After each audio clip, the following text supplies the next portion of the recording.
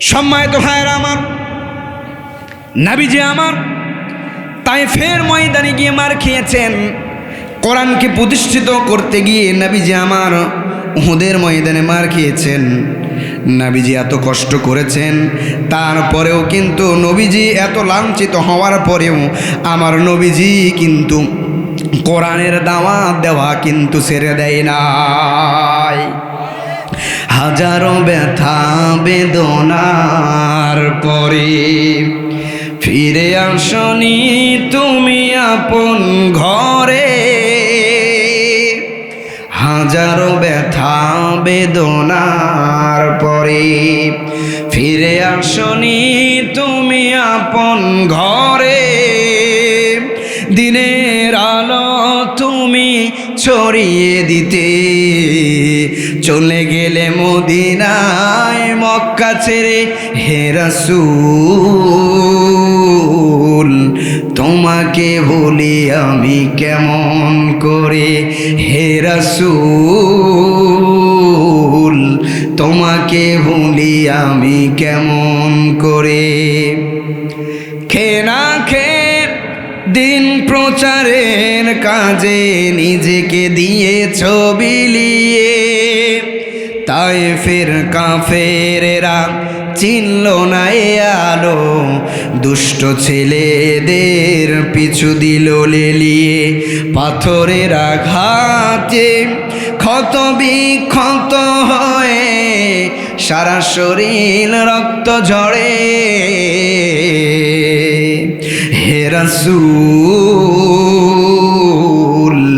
তোমাকে ভুলি আমি কেমন করে। হে রাসূল তোমাকে ভুলি আমি কেমন করে।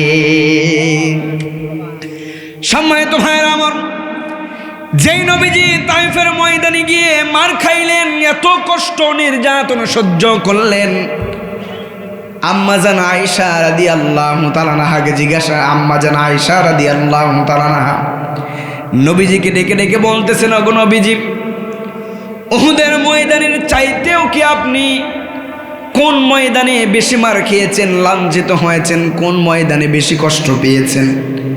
এবার বিশ্বনবী জনাবে মুহাম্মদুর রাসূলুল্লাহ সাল্লাল্লাহু আলাইহি ওয়াসাল্লাম আম্মাজান আয়েশা রাদিয়াল্লাহু তাআলা আনহাকে ডেকে ডেকে বলতেছেন, ওগো ওগো আয়েশা, উহুদের চাইতেও তায়েফের ময়দানে আমি বেশি মার খেয়েছি, বেশি লাঞ্ছিত হয়েছি, বেশি কষ্ট পেয়েছি।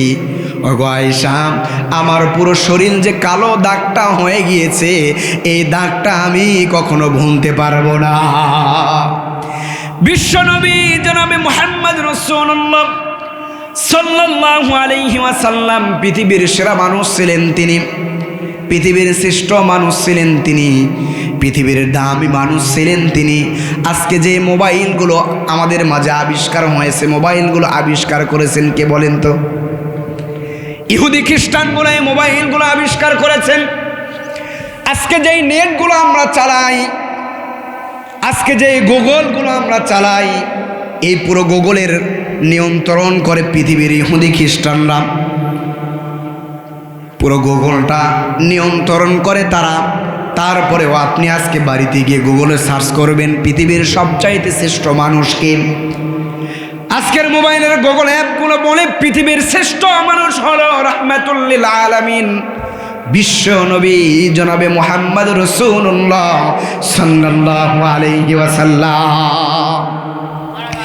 পৃথিবীর শ্রেষ্ঠ মানুষ ছিলেন তিনি, পৃথিবীর দামি মানুষ ছিলেন তিনি, তার মতো কেউ আর হতে পারবে না। এত দামি মানুষ হওয়ার পরেও আমার নবীজি তায়েফের ময়দানে মার খাইলেন। কেমন মার খাইলেন নবীজি এবার বর্ণনা করতেছেন। আম্মাজান আয়েশা রাদিয়াল্লাহু তাআলা আনহা নবীজিকে বললেন, ওগো নবীজি, উহুদের চাইতেও আপনি কি কোথাও বেশি মার খেয়েছেন নাকি? এবার রাহমাতুল লিল আলামিন বলতেছেন, আয়েশা রে, উহুদের চাইতেও আমি তায়েফের ময়দানে এত মার খেয়েছি, এত মার খেয়েছি যে তায়েফের ময়দানের আজকের মার খাওয়ার কালো দাগগুলো আজও আমার পিঠের ভিতরে লেগে আছে। নবীজি আমার তাইফের ময়দানে যখন গেলেন, ছোট্ট ছোট্ট নাবালেক বাচ্চাগুলো নবীজিকে পাথর দিয়ে আঘাত করেছেন। এত আঘাত করেছেন, নবীজির পিঠে এত পাথর নিক্ষেপ করেছেন, নবীজির শরীর দিয়ে রক্ত বইতে বইতে এক পর্যায়ে জুতার সঙ্গে পাটা আটার মতো লেগে গেল। রক্তগুলো টপ টপ করে জমিনে পড়তেছিলেন। বিশ্বনবী জনাবে মুহাম্মদ রাসূলুল্লাহ সাল্লাল্লাহু আলাইহি ওয়াসাল্লাম সারা পৃথিবীর জন্য রহমত হিসেবে পাঠিয়ে দিয়েছেন। ওই নবীজির পুরো শরীর দিয়ে যখন টপ টপ টপ টপ করে রক্তগুলো বইতেই ছিল, টপ টপ করে এরকম রক্ত বইতে বইতে এক পর্যায়ে নবীজি আমার অজ্ঞান হয়ে গেলেন। বিশ্ব নবীজি অজ্ঞান হয়ে গেলেন। অজ্ঞান হয়ে যাওয়ার পরে এক পর্যায়ে বিশ্ব নবীজির দেহটা জমিনের ভিতরে লুটায় পড়লেন। জমিনের ভিতরে যখন লুটায় পড়লেন, জমিনের ভিতরে লুটায় যাওয়ার পরে নবীজি একটু পরে আবার যখন হুঁশে ফিরে আসলেন, হুঁশ এসে গেল নবীজির। তারপরে নবীজি খেয়াল করে দেখতেছিলেন কাফের বেঈমানগুলো তাকে বারবার আঘাত করতেছিলেন। এবার বিশ্ব নবী আবার উঠে দাঁড়াইলেন। দাঁড়ানোর পরে কিছু দূর যাওয়ার পরে নবীজি আবার অজ্ঞান হয়ে পড়ে গেলেন। আল্লাহ রসুলের হুঁশ এসে গেল। এমন তো অবস্থায় তিনি আসমানের দিকে তাকানো, এরকম করে জমিনের উপরে শুয়ে আছেন। বিশ্ব নবীজির হুঁশ এসে গেল। বিশ্ব নবীজি আসমানের দিকে যখন তাকিয়ে রইলেন, আসমানের দিকে তাকিয়ে থাকতেছিলেন, এমন তো অবস্থায় তিনি লক্ষ্য করে দেখতেছিলেন মেঘের নিচে হযরতে জিবরাইল আলাইহিস সালাতু ওয়াস সালাম তিনি এসেছেন, তাশরীফ এনেছেন। জিবরাইল আলাইহিস সালাতু ওয়াস সালাম বিশ্ব নবীকে বলতেছেন, ওগো নবীজি, তাইফের কাফিররা আপনাকে চিনতে পারে নাই। ওগো নবীজি, আপনাকে অনেক কষ্ট দিয়েছে, পুরো শরীর থেকে আপনি রক্ত পড়েছে, আপনি রক্তাক্ত হয়ে গিয়েছেন। ওগো নবীজি, আল্লাহর পক্ষ থেকে ফয়সালা এসে গিয়েছে, আপনি যদি হুকুম দিয়ে দেন, আদেশ দিয়ে দেন, এই তাইফবাসীকে আমি একেবারে মাটির নিচে চাপা দিয়ে দিব। বিশ্ব নবীজির শরীর থেকে টপ টপ টপ টপ করে রক্ত পড়তেছিল। বিশ্ব নবী মুমূর্ষু অবস্থায়, এমন তো অবস্থায় জিবরাইল আলাইহিস সালাতু ওয়াস সালামকে ডেকে ডেকে বলতেছেন, জিবরাইল, না না না, এটা করা যাবে না। এবার জিবরাইল আলাইহিস সালাতু ওয়াস সালাম নবীজিকে ডেকে ডেকে বললেন, ওগো নবীজি, কেন করা যাবে না? আল্লাহর পক্ষ থেকে ফয়সালা হয়ে গিয়েছে। ওগো নবীজি, আপনি যদি আদেশ দিয়ে দেন, সঙ্গে সঙ্গে তাইফবাসীকে মাটির নিচে একেবারে চাপা দিয়ে একেবারে তাদের সঙ্গে মাটির সঙ্গে মিশায়া দেব, তাদের কোনো আর ছায়া থাকবে না। বিশ্বনবী জনাবে মুহাম্মদ রাসূলুল্লাহ সাল্লাল্লাহু আলাইহি ওয়াসাল্লাম বলতেছেন, ওগো জিবরাইল, এই তাইফবাসী আমাকে চিনতে পারে নাই। যে ছোট্ট ছোট্ট বাচ্চাগুলো আমাকে পাথর নিক্ষেপ করেছে, এই বাচ্চাগুলো বড় হওয়ার পরেও হয়তোবা ইসলাম সম্পর্কে যখন তাদের জ্ঞান আসবে, ধারণা আসবে, তারা ইসলাম গ্রহণ করতে পারবে বা ইসলাম গ্রহণ করবে।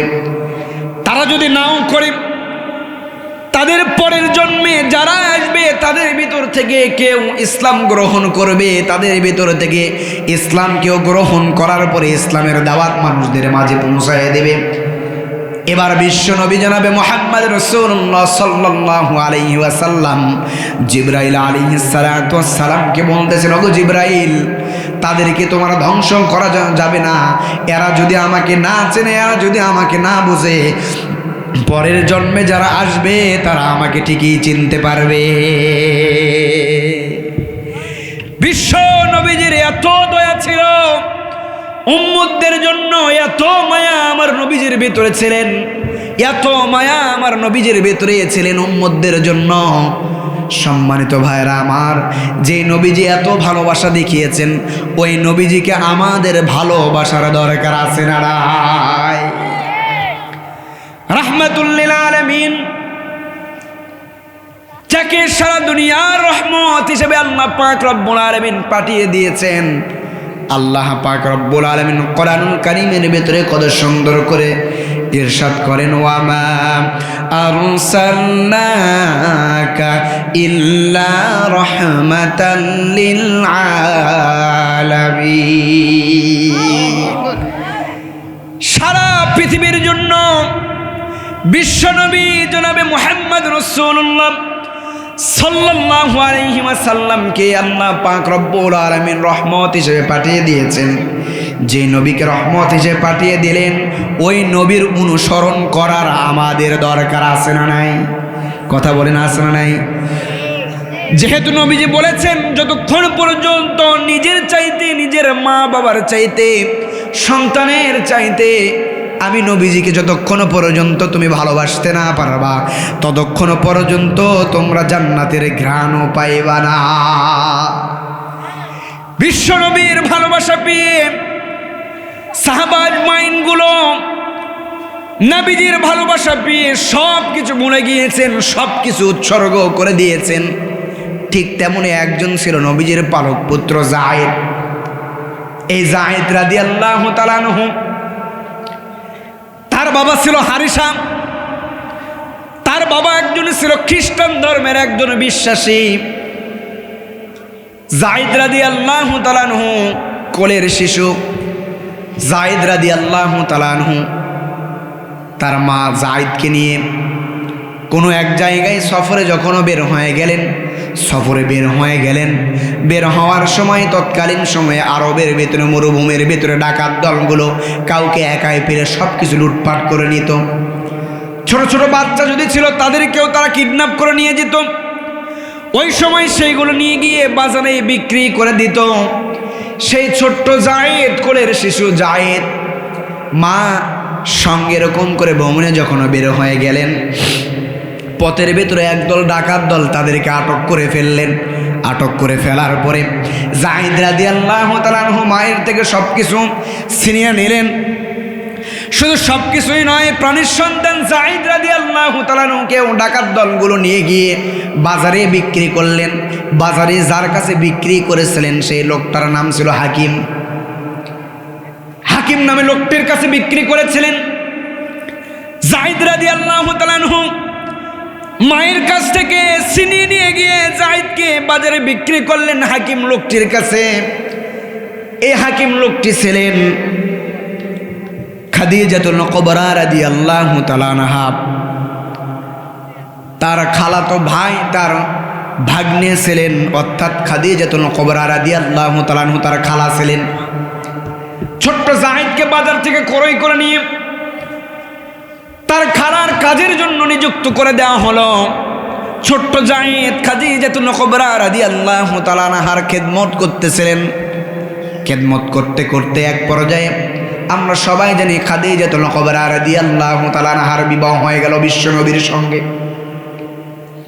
বিশ্বনবীর সঙ্গে যখন বিবাহ হয়ে গেল, বিশ্বনবীর সঙ্গে বিবাহ হওয়ার পরে এবার যায়েদ রাদিয়াল্লাহু তাআলা আনহুকে খাদিজাতুল কুবরা রাদিয়াল্লাহু তাআলা আনহা বিশ্বনবীর কাজের জন্য, সহযোগিতার জন্য খাদেম হিসেবে নিযুক্ত করে দিলেন। এদিকে বিশ্বনবী জনাবে মুহাম্মদ রাসূলুল্লাহ সাল্লাল্লাহু আলাইহি ওয়াসাল্লামকে যায়েদকে নিজের সন্তানের মতো লালন পালন করতেছিলেন। এক পর্যায়ে নবীজি ঘোষণা দিলেন, যায়েদ হইল আমার পালক পুত্র। যায়েদকে পালক পুত্র হিসেবে স্বীকৃতি দিয়ে দিলেন। এই যায়েদ রাদিয়াল্লাহু তাআলা আনহু নবীজির খেদমত করতেছিলেন। খাদিজাতুল কুবরা রাদিয়াল্লাহু তাআলা আনহার যখন বিবাহ হয়ে গেল, খাদিজাতুল কুবরা বললেন, আমার সঙ্গে যায়েদকে আর রেখে না দেওয়াই ভালো। আমি বরং আমার স্বামীর কাছে স্বামীর খেদমতের জন্য এই যায়েদকে রেখে দিলাম। আপনারা ভালো করে খেয়াল করবেন, একজন মেয়ে যখন বড় হয়ে যায়, বিবাহ যখন হয়ে যায়, সেই মেয়েটা দেখবেন বিবাহ হওয়ার পরে নিজের বাপ মায়ের চাইতেও স্বামীকে কিন্তু বেশি ভালোবাসে। কথা বলেন না কেন? দেখবেন হাজার হাজার মা বোনেরা আছে বাড়ি দিনাজপুর, বিয়ে হয়েছে বগুড়াতে। কত মা বোনেরা আছে বাড়ি চট্টগ্রাম, ঢাকা, বরিশাল, বিয়ে হয়েছে বগুড়াতে। বছরে একবার যাই কিনা সন্দেহ আছে, স্বামীর সঙ্গেই কিন্তু তিনি পড়ে আছে। মুসলমান ভাইরা আমার, বিশ্বনবীর কাজের সঙ্গে যখন নিযুক্ত করে দেওয়া হলো, এবার যায়েদ রাদিয়াল্লাহু তাআলা আনহু বিশ্বনবীর খেদমত করেন। কিন্তু কখনো বিশ্বনবী যায়েদ যদি কোনো কাজে ভুল করতেন, কখনো বিশ্বনবী যায়েদ রাদিয়াল্লাহু তাআলা আনহুকে ধমক দেয় নাই, কখনো তাকে ধমক দেয় নাই, যায়েদ রে এই কাজ তোমার দ্বারা হচ্ছে না, এই কাজ তুমি করতে পারতেছ না রে যায়েদ, এই কাজ এইভাবে করা চলবে না, এই কথাও কখনো বিশ্বনবী বলেন নাই। যায়েদ যদি কোনো কাজ ভুল করতেন, বিশ্বনবী কখনো যায়েদকে ধমক দিতেন না, বলতেন না যায়েদ রে এই কাজ এইভাবে করা যাবে না। আমাদের বাড়িতে যদি কেউ কাজের কোনো মানুষ থাকে ভাই, ধমকই দেয় না, তাকে মানে মারধর পর্যন্ত সমাজে এমন মানুষ আছে না নাই? মারধর করে না ভাই, কথা বলেন না কেন, মারধর করে না? বিশ্বনবীর দরবারে যায়েদ, ছোট্ট যায়েদ বিশ্বনবীর দরবারে আসলেন। আসার পরে বিশ্বনবীর কাছ থেকে বাবার আদর পাইলেন, বিশ্বনবীর কাছ থেকে বাবার আদর পেয়েছেন। এবার যায়েদ রাদিয়াল্লাহু তাআলা বিশ্বনবীর দরবারে মা হিসেবে ভালোবাসা পেয়েছে। সারা জাহানের খলিফা, সারা জাহানের, সারা পৃথিবীর বিশ্বনবী রাহমাতুল লিল আলামিন জনাবে মুহাম্মদ রাসূলুল্লাহ সাল্লাল্লাহু আলাইহি ওয়াসাল্লামের বিবি খাদিজাতুল কুবরা রাদিয়াল্লাহু তাআলা আনহার কাছ থেকে মায়ের ভালোবাসা পাইলেন, বাবা হিসেবে ভালোবাসা পাইলেন। পৃথিবীর শ্রেষ্ঠ নায়ক, পৃথিবীর শ্রেষ্ঠ বাবা, পৃথিবীর শ্রেষ্ঠ নানা, পৃথিবীর শ্রেষ্ঠ দেশ নায়ক, পৃথিবীর শ্রেষ্ঠ রাষ্ট্র নায়ক, পৃথিবীর শ্রেষ্ঠ শাসক রাহমাতুল লিল আলামিনের কাছ থেকে তিনি বাবার ভালোবাসা পেয়ে গেলেন। তৎকালীন সময় সেই হারিসা, সেই যায়েদ রাদিয়াল্লাহু তাআলা গ্রাম থেকে একদল মানুষ ব্যবসার কাজে আরব দেশে আসলেন। আসার পরে দেখলেন সেই হারিসার সন্তান যায়েদ রাদিয়াল্লাহু তাআলা আজ থেকে নিয়ে দীর্ঘ বছর আগে যে যায়েদ রাদিয়াল্লাহু তাআলাকে পথের ভেতরে ডাকাত দল ঘেরাও করে ফেলেছিলেন, মার কাছ থেকে কেড়ে নিয়েছেন, সেই যায়েদ দেখে বিশ্বনবীর দরবারে কাজ করতেছে। এলাকার লোকজন যখনই দেখলেন এই দৃশ্যটা দেখার পরে সঙ্গে সঙ্গে যায়েদ রাদিয়াল্লাহু তাআলা আনহুর বাবা হারিসার কাছে গিয়ে বললেন, হারিসা রে তোমার সন্তানকে তো দেখে আসলাম, তোমার সন্তানকে দেখে আসলাম, বিশ্ব নবীজির দরবারে তোমার সন্তানকে দেখে আসলাম। হারিসার একটা সন্তান ছিল যায়েদ। হারিসা মোটামুটি ধনাঢ্য ব্যক্তি ছিল, তিনি গরিব ছিলেন না, আবার মধ্যবর্তীও ছিলেন না, মোটামুটি ধনী ছিলেন, সব সম্পদ তার ছিল। হারিসার কানে কানে যখন এই খবর যখন পেয়ে গেলেন, সঙ্গে সঙ্গে হারিসা ছুটে চলে আসলেন আরবের প্রান্তরে, নবীজির দরবারে চলে আসলেন। বিশ্ব নবীজির দরবারে আসার পরে দীর্ঘদিন পরে নিজের সন্তান যায়েদ রাদিয়াল্লাহু তাআলাকে দেখে বাবার চোখ বেয়ে বেয়ে পানি পড়তেছিল। দীর্ঘদিন পরে নিজের সন্তানকে দেখতে পেয়েছেন, বাবার চোখ বেয়ে বেয়ে পানি পড়ে। বিশ্বনবী জনাবে মুহাম্মদ রাসূলুল্লাহ সাল্লাল্লাহু আলাইহি ওয়াসাল্লামের পায়ে লুটায় পড়লেন। বিশ্ব নবীজিকে বলতেছেন, ওগো নবীজি আমার তো একটা সন্তান, আর তো আমার কোনো সন্তান নাই, আপনি কি চান? যে কোনো কিছুর বিনিময় হলে আমার সন্তানকে আজকে আমি ফিরিয়ে নিয়ে যেতে চাই। ওগো নবীজি আমার সন্তানকে আমি আজকে ফিরিয়ে নিয়ে যেতে চাই। বিশ্ব নবী জনাবে মুহাম্মদ রাসূলুল্লাহ সাল্লাল্লাহু আলাইহি ওয়াসাল্লামকে যখন এই কথা বললেন, যায়েদের বাবা হারিসাকে বললেন, হারিসা রে এত বিভ্রান্ত হওয়ার কোনো দরকার নেই, হতাশ হওয়ার কোনো দরকার নাই, তুমি তো তোমার সন্তান যায়েদকে নিতে এসেছ। বিশ্ব নবী এবার যায়েদকে ডেকে পাঠালেন, অথচ যায়েদ রাদিয়াল্লাহু তাআলা আনহু দরজার কর্নার থেকে কিনারা থেকে সব কথাগুলো মনোযোগ দিয়ে শুনতেছিলেন। এবার যায়েদ রাদিয়াল্লাহু তাআলা আনহুকে যখন ডাকলেন, ডাকার পরে যায়েদ রাদিয়াল্লাহু তাআলা আনহু এরকম করে বেঁকে বসলেন, যায়েদ যাবে না তার বাবার সঙ্গে। যায়েদ রাদিয়াল্লাহু তাআলা আনহু সিদ্ধান্ত নিয়ে ফেললেন তার বাবার সঙ্গে যাবে না। দীর্ঘদিন সন্তানকে দেখার পরে বাবার চোখ বেয়ে বেয়ে পানি পড়ে। আর যায় সিদ্ধান্ত নিয়ে ফেললেন, না না না, আমার বাবার সঙ্গে আমি যেতে চাই না। এবার যায়েদ রাদিয়াল্লাহু তাআলা আনহু যখন এই সিদ্ধান্ত নিয়ে ফেললেন, যায়েদের বাবা কষ্ট ভরা মন নিয়ে বাড়িতে ফিরে গেলেন, কিন্তু নিজের সন্তানকে কখনো নিয়ে যেতে পারলেন না। বিশ্ব নবীজি যায়েদ রাদিয়াল্লাহু তাআলা আনহুকে এত ভালোবাসা দিয়েছেন, নিজের সন্তানের মর্যাদা তাকে দিয়েছেন। যায়েদ যখন বড় হয়ে গেল, বড় হয়ে যাওয়ার পরে নিজের আপন চাচাতো বোন জয়নাব রাদিয়াল্লাহু তাআলার সঙ্গে যায়েদ রাদিয়াল্লাহু তাআলার বিবাহ দিয়ে দেন। সেই যায়েদের একটা বাচ্চা ছিল, নাম তার উসামা। বিশ্বনবী জনাবে মুহাম্মদ রাসূলুল্লাহ সাল্লাল্লাহু আলাইহি ওয়াসাল্লাম যুদ্ধের ময়দানে যখন যাইতেন, যায়েদ রাদিয়াল্লাহু তাআলার সন্তান ওসামাকে উটের সামনে বসে নিয়ে যাইতেন। কিতাবের ভিতরে এসেছেন বিশ্বনবী জনাবে মুহাম্মদ রাসূলুল্লাহ সাল্লাল্লাহু আলাইহি ওয়াসাল্লাম তার নিজের নাতি হাসান হুসাইনকে যে এরকম ভালোবেসেছেন, যায়েদের সন্তান ওসামাকেও ঠিক তেমন তিনি ভালোবাসা দিয়েছে। বিশ্ব নবীর ভালোবাসা যেই পেয়েছেন, নবীজির ভালোবাসা যেই পেয়েছেন, দুনিয়ার সব কিছু তিনি ভুলে গিয়েছেন। আর পয়গম্বর আলাইহিস সালাতু ওয়াস সালামের ভালোবাসা যদি আপনি পেতে চান, নবীর সুন্নাহ মোতাবেক আপনার জীবন গড়তে হবে।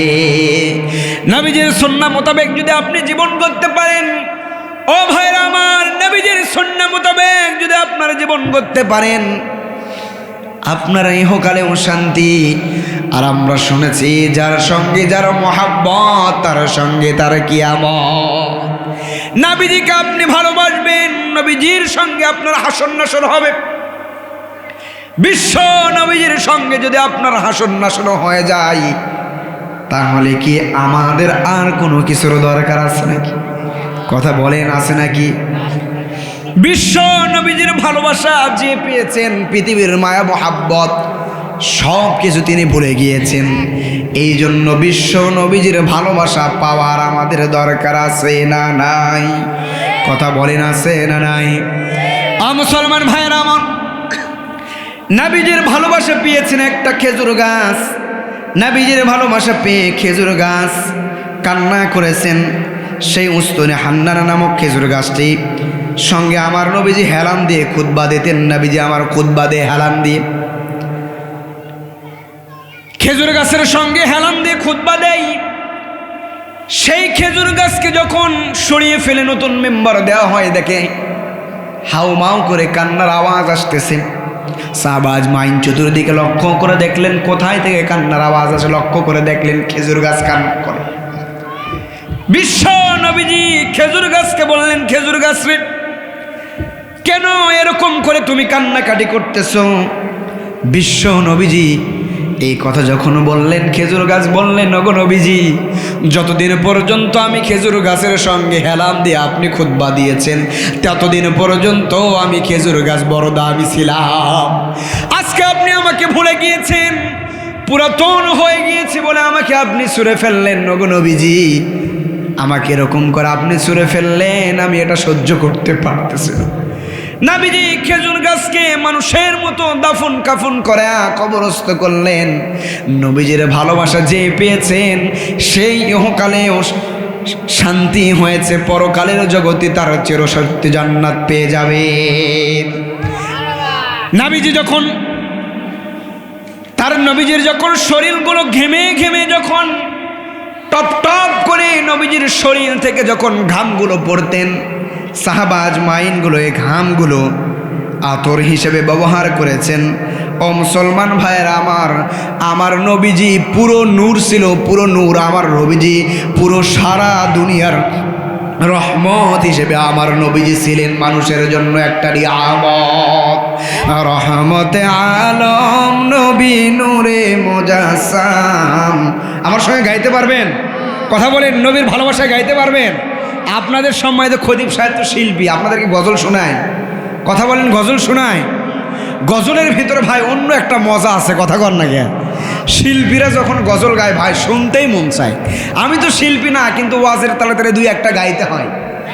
আপনাদের খতিবের থেকে রীতিমতো প্রত্যেক দিন কমপক্ষে একটা দুইটা নবীজির ভালোবাসায় দুই একটা গজল আপনারা শুনবেন ইনশাআল্লাহ।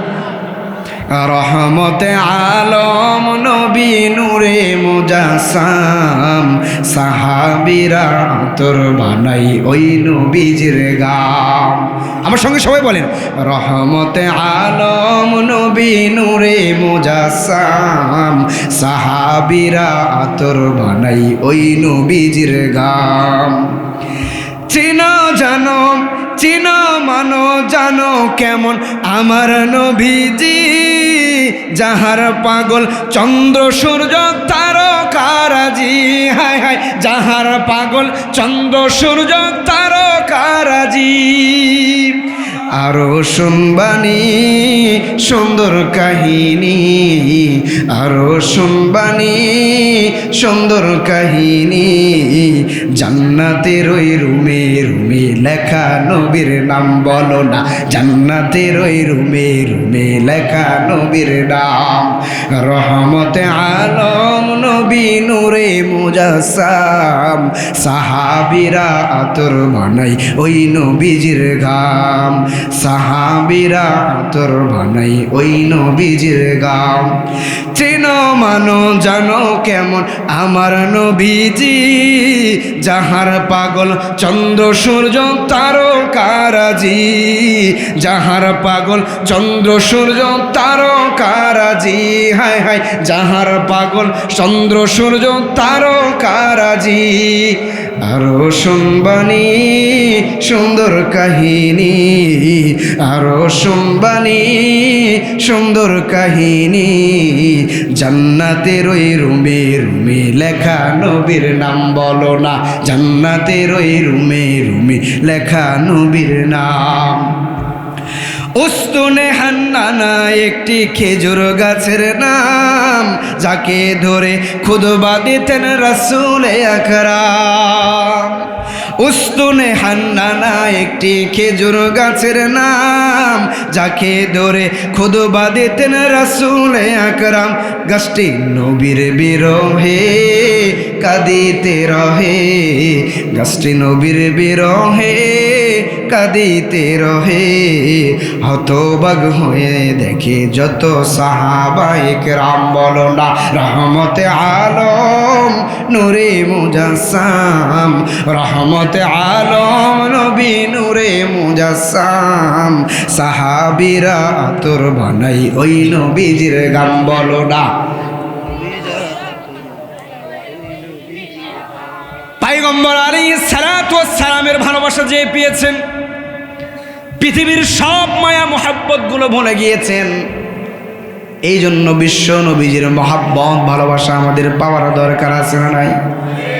নবীজির যুগে যদি আমাদের জন্ম হতো তাহলে আমাদের কতই না শান্তি হতো, কথা বলেন ঠিক কিনা?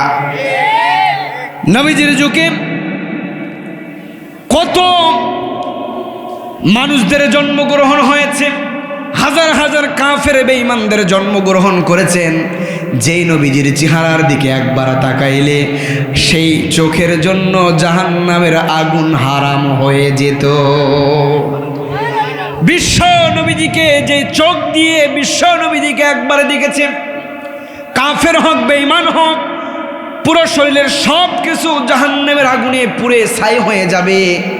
কিন্তু যেই চোখ দিয়ে আমার নবীজিকে দেখেছেন, এই চক্ষু কখনো জাহান্নামের আগুনে পুড়বে না। ও মুসলমান ভাইয়েরা আমার, বিশ্ব নবীজির যুগে যদি আমাদের জন্ম হতো, নবীজির যুগে যদি আমাদের জন্ম হতো তাহলে কতই না খুশনসিব ছিল। সম্মানিত ভাইয়েরা আমার, নবীজি আমার দুনিয়াতে এসেছেন একটা নিয়ামত হয়ে। নবীজি আমার দুনিয়াতে এসেছেন একটা নিয়ামত। নবীজির যুগে আমাদের কেমন জন্ম হলে কেমন হতো? আরেকটি সঙ্গীত গাবো, শুনবেন নাকি? কথা বলেন, শুনবেন? জন্ম আমার নবীর যুগে হলে কেমন হতো। ভাই আমার সঙ্গে গাইতে হবে, পারেন না আপনারা? কথা বলেন, আমার সঙ্গে বলেন, জন্ম আমার নবীর যুগে হলে কেমন হতো, জন্ম আমার নবীর যুগে হলে কেমন হতো। দুনয়নে রাসূলে পাক দেখিলে কেমন হতো, জন্ম আমার নবীর যুগে হলে কেমন হতো, জন্ম আমার নবীর যুগে হলে কেমন হতো। আসত ভেসে হাজারতে বিলালের মধুর আযান, আসত ভেসে হাজারতে বিলালের মধুর আযান, যে আযানে ছিল এমন প্রেম মুগ্ধ রহমান, জন্ম আমার নবীর যুগে হলে কেমন হতো। লিল্লাহে